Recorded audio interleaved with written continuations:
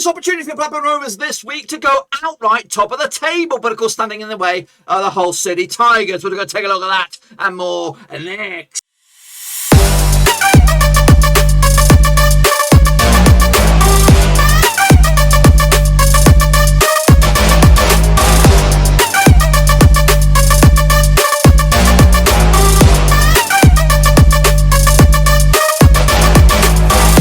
That's right, folks, back once again with another match preview. Looking forward to Blackburn Rovers' visit to the KCOM. That's right, Hull City. And we'll get to that in just 1 second. If you're new, where you been? Smash your subscribe to get you back and take all things Blackburn Rovers related, championship related, world football related. We're going to all here, boys. Under one Rooski. That's right, mathematically, of course, speaking. And of course, hopefully, Fulham fluff their lines. But of course, if everything works out, Rovers could be outright top of the table heading into the weekend's action. And of course, dreaming of another land. Of course, we'll elaborate on all of that in a minute. Of course, big shout out to my VIPs. They're the Patreons, guys. And of course, big shout out to you guys for that support behind the scenes. Anyway, let's get cracking. A lot to talk about here as Hull City play host to Rovers. Of course, this game was scheduled to take place on Boxing Day.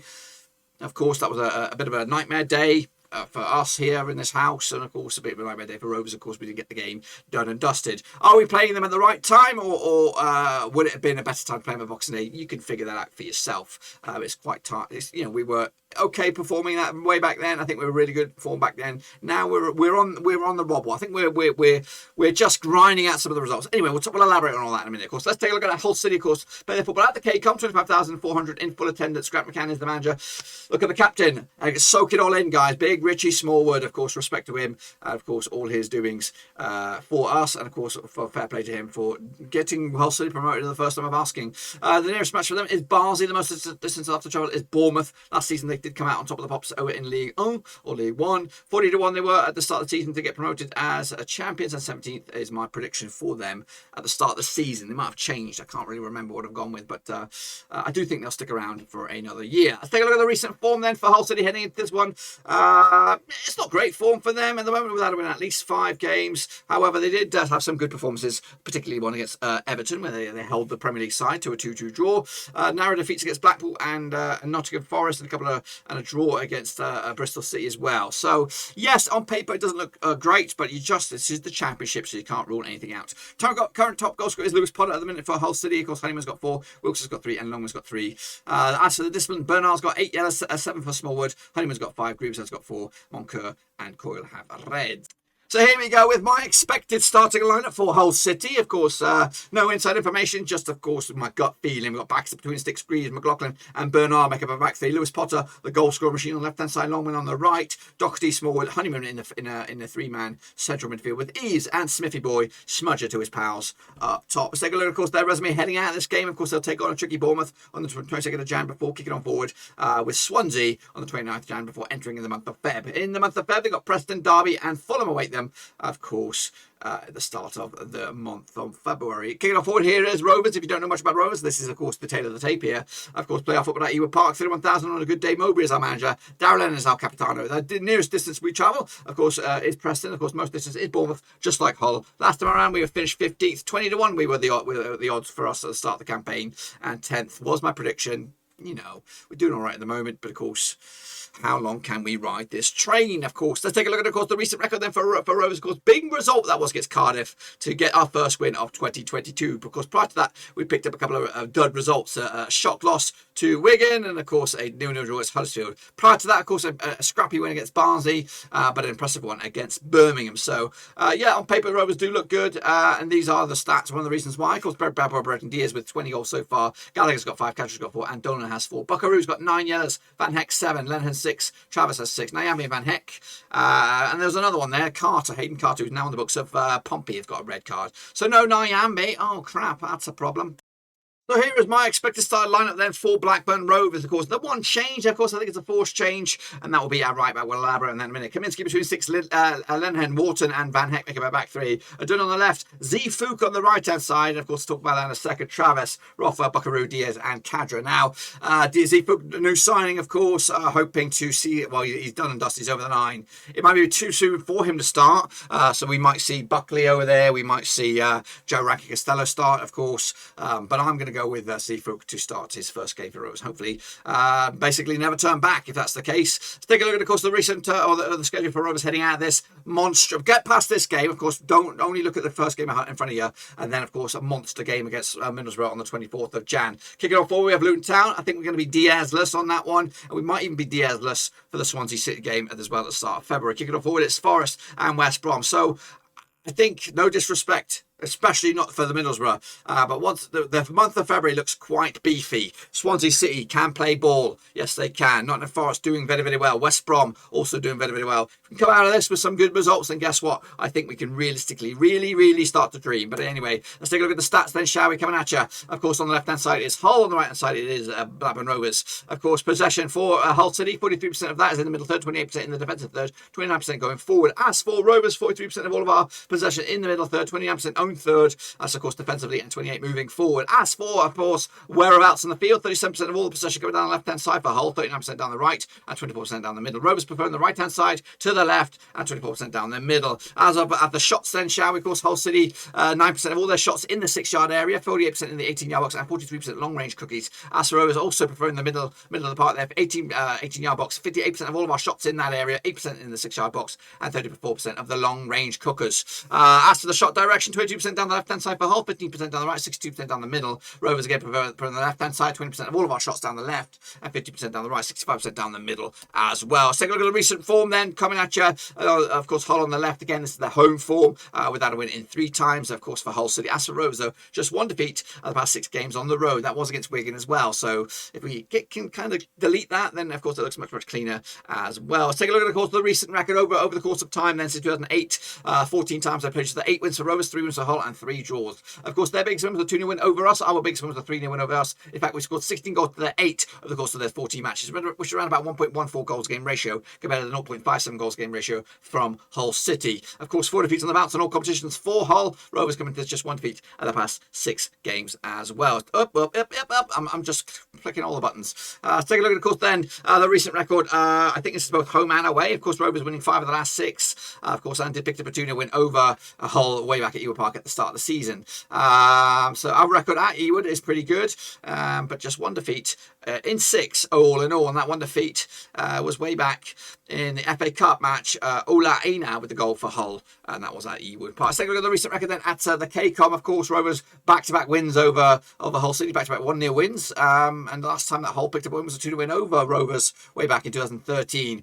El Mohammed on the Scottish Gator as well. Rovers coming into this on the back of wins with Derek Williams and Bradley Dack scoring respectively. Let's take a look at, of course, the stats then for this season. Rovers played 26, Hull City played 25. Rovers on average pick up 2 goals to 1 ratio compared to each other. Of course, 11 shots on average for Hull, 10 for Rovers. Both yellow cards around about the same. Their average corners as well better than us. We are better in the air, they're better on the ground, and of course better with their success rate with passes. Let's take a look at their home form versus our away form. On average, we pick up just the 1 goal on the road. They pick up 1 goal as well. They pick up 11 shots on average at home, 8 for us as well. We pick up 3 yellows on average on the road. They also pick up 6 corners to our 3. Again, they're better in the air though at the KCOM, better in possession and better at pass success rate to compare to Rovers all in all. Let's take a look at the goals then, shall we? Of course, between these 2 sides this season. Any second now. Here we go. Of course, Hull City pick up 20 goals so far, 16 through open play, 2 set pieces, 1 counter-attack and 1 OG. Rovers though, 44 goals this season. This time around, 29 through open play, 6 set pieces, 4 counter-attacks, 4 penalties and 1 OG. We have a conversion rate of 16%. They have a conversion rate of 7%. That's, of course, goals scored. Goals conceded though. Rovers have conceded 28. Of course, Hull City have conceded 31. 14 of them through open play, 13 set pieces. That is a weakness for Hull City. So we got to galvanise that. 2 counter-attacks and 2 penalties as well. Get the old tricky bastards in the old box. That's what I would say. Of course, Rovers though, 21 through open play, 5 set pieces, 1 counter-attack and 1 own goal. Conversion rate is 9% for both.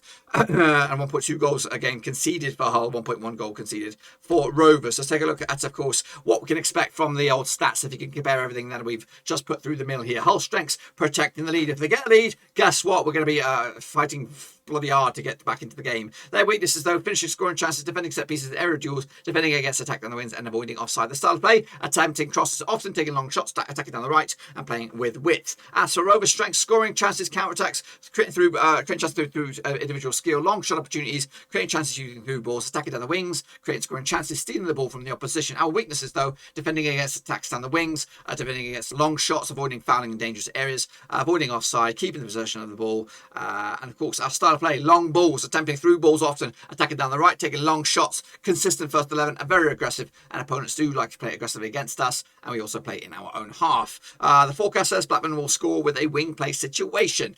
This is the journey so far for both of these two sides heading into this match. Of course, Hull City down there, the solid circle. Of course, it's been a steady decline for them. However, they've seemed to have steadied the ship around about 19th spot as well. Rovers, of course, have a ropey-dopey kind of season. Middle of the first end of the season, they were around about 10th or something like that. But they kind of steadied themselves up as maybe realistically contenders for at least playoffs at the moment, of course, but you just don't know. If we can get another a good bit of run and hope for a bit of luck elsewhere, we might sneak into that top two. And of course, I'll elaborate on that in a minute. Of course, Rovers are the form team at the moment alongside Middlesbrough, and of course, that's a game just around the corner as well. We'll big that up another time. But Rovers, of course, 16 points over possible 18. As for Hull City, though, they're down in 19th, picking up 5 points over possible 18 as well. Not great. That's, of course, both home and away combined. Rovers' home form is stellar, 16 points out of 18 as well. Middlesbrough, 13 points as well at the Riverside. Of course, as for Hull, 19th spot as well for them at the moment, just 7 points out of possible 18 for them at the moment. Let's take a look at, of course, the away form now. Rovers sit in second spot there with 13 points out of 18, sitting good.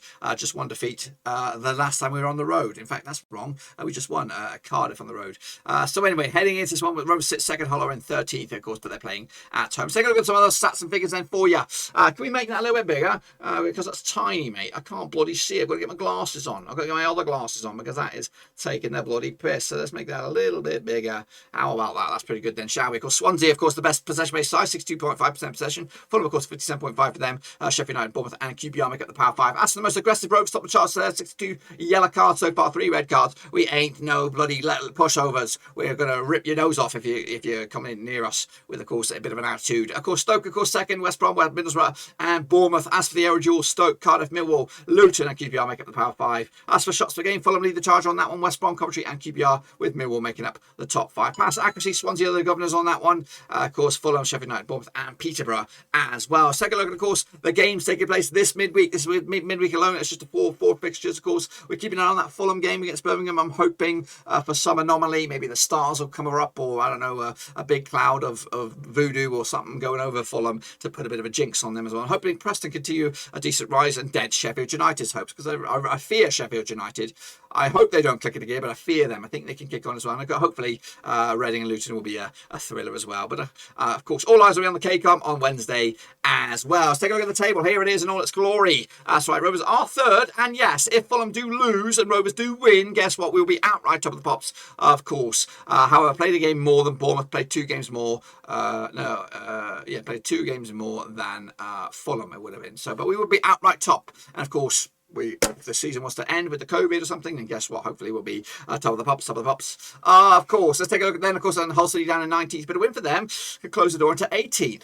Of course, they could also be in a bit of trouble if the likes of Peterborough win their next game. They have a game in hand on them as well. But anyway, that's the state of play in the table. Of course, this is the state of play with the goal scoring charts. Mitrovic is running away with it, 27 goals so far. Big Baba Roten Diaz has got 20. Of course, Solanke is breathing down his neck as well with 18 goals. Wyman up there with 12. Graben, Piero, Gordon, Adebayo, Gronkis, and Grant make up the top 10. As for the assists, Wilson, Swift, Giles, Thomas, and Rothwell lead the charge on that Badger, of course.